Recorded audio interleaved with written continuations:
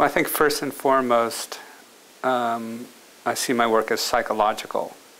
So the pictures are always a kind of projection of my own psychological fears and anxieties and desires. So I never really see them as comments on society or in. But if people like to read them in that way, that's fine.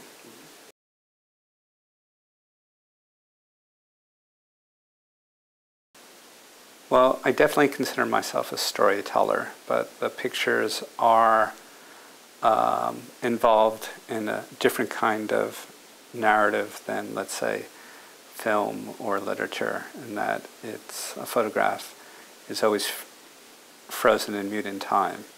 So it always remains a question in a certain way. So I'm really interested in telling a story that is always remains an open question, never fully resolved. I think my pictures are involved in a moment between before and after. And as a photographer, I'm never particularly interested in resolving that sort of question of what's happened or what's about to happen.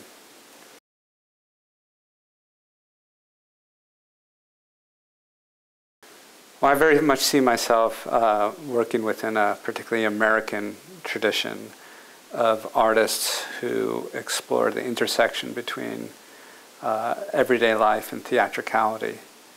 So the artists that most have inspired me or shaped me in one way or another are artists that sort of exist within that similar realm.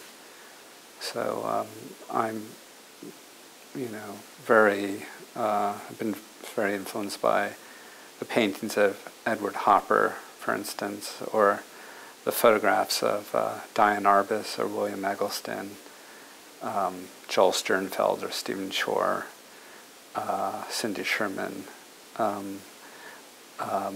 the films of David Lynch and Steven Spielberg, Hitchcock, and fiction writers, Raymond Carver, John Cheever, all of these artists who, in one way or another, have reinvented the American landscape to tell their particular story.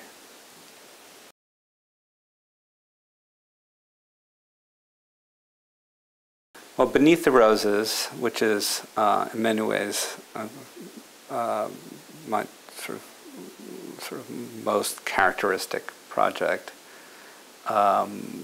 has two different modes of picture making. There are photographs that are made on location, and there are photographs that are made on a soundstage. So for the location pictures, it always starts with me location scouting months before the picture and just driving around and going to different locations over and over again, and then through that process a story emerges, and then I start working with my director of photography and my location scout and line producer, and then it slowly builds into a production where then there's hundreds of people, not hundreds of people, but many people involved in making the pictures. And then the other mode is on a soundstage, which is where I build the interiors. And that process usually begins with an image that occurs to me when I'm swimming.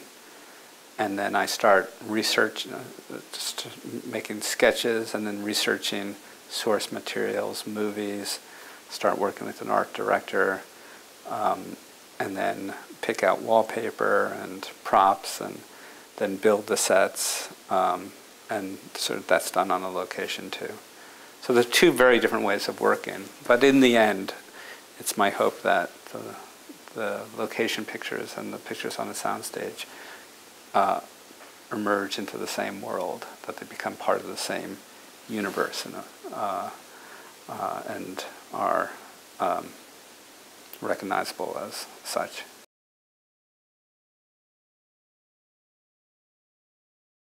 There's an important relationship between the figure and the setting, and I'm always aware of how that relationship is working.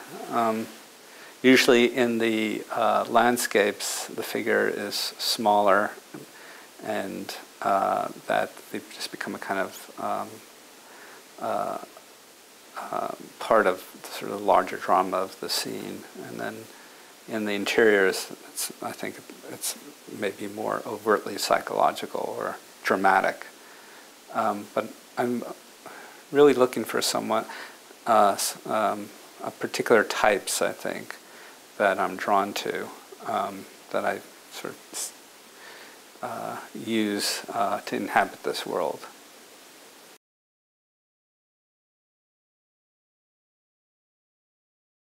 Well, after Beneath the Roses, I knew I wanted to make a body of pictures that were dramatically different and challenge my own expectation of things. That I think is part of what an artist needs to do. I wanted to do something more sort of smaller scale and more sort of within the tradition of documentary photography. And I had was in Rome and had always heard about Cinecittà Studios and all the great movies that were made there, you know, Fellini and onwards. And then I took a tour of the studio just because I was interested in seeing it. And as soon as I saw the back lot and the collapsed old sets and just sitting there in various levels of decay, I knew immediately this is a project I want to do. What's interesting to me is that although on the surface the pictures are so dramatically different in terms of production than Beneath the Roses, in the end I think they tell a similar story. There's a similar sense of beauty and sadness and an interest in the relationship between movies and still photography and artifice and nature.